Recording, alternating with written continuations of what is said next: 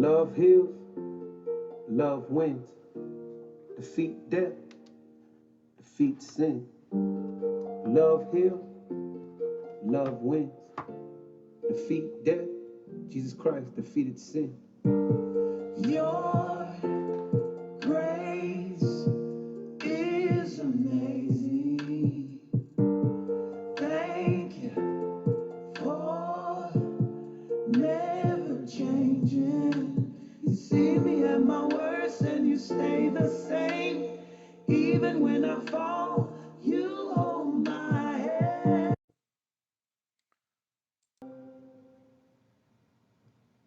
The Hebrew word for grace is chen.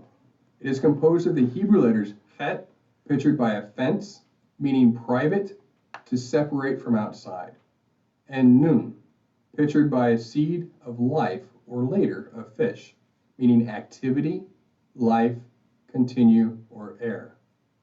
The word itself means beauty or loveliness, and literally in the Paleo Hebrew means to separate from the outside or protect life. Before moving on, it should be noted that this single simple Hebrew word is translated into English using numerous words including grace, favor, charm, acceptance, kindness, pleasant, precious, and elegance. Translated grace in the New Testament comes from the Greek word charis, which means favor, blessing, or kindness. We can all extend grace to others, but when the word grace is used in connection with God, it takes on a more powerful meaning. Grace is God choosing to bless us rather than curse us as our sin deserves. It is His benevolence to the undeserving. To Him. The Bible tells us in the book of Ephesians, chapter 2, verse 8 and 9, that we've been saved by grace through faith. And even the faith that we've received, that we're saved by, is not of ourselves, it's the gift of God. You see, what we find from Ephesians 2, 8 and 9 are two things. Number one, that the way that the Lord relates to us is by grace. It's His unmerited favor upon us that has brought us into a relationship with Him.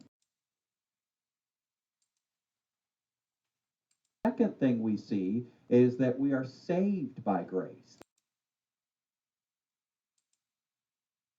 You see, grace is gained righteousness at Christ's expense, meaning that with Jesus' death on the cross, He purchased for us a right relationship with God that we could not earn for ourselves.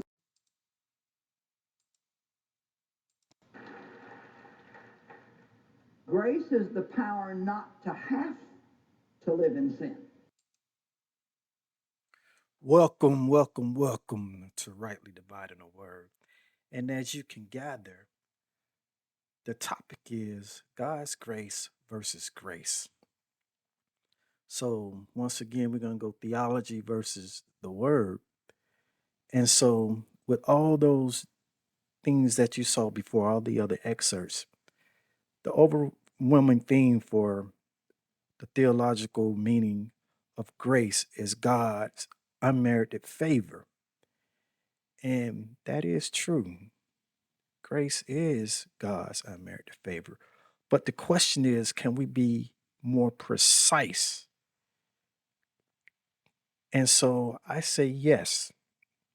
And so there's a clear definition, meaning it's in the Bible. This is probably the clearest definition of what grace is or how to define grace. And it's Titus 2:11. And it says, "For the grace of God that bringeth salvation had appeared to all men." See, for the grace of God, it's telling you, grace of God. What is the grace of God? The grace of God bringeth salvation that had appeared to all men. So simply stated, grace is Jesus.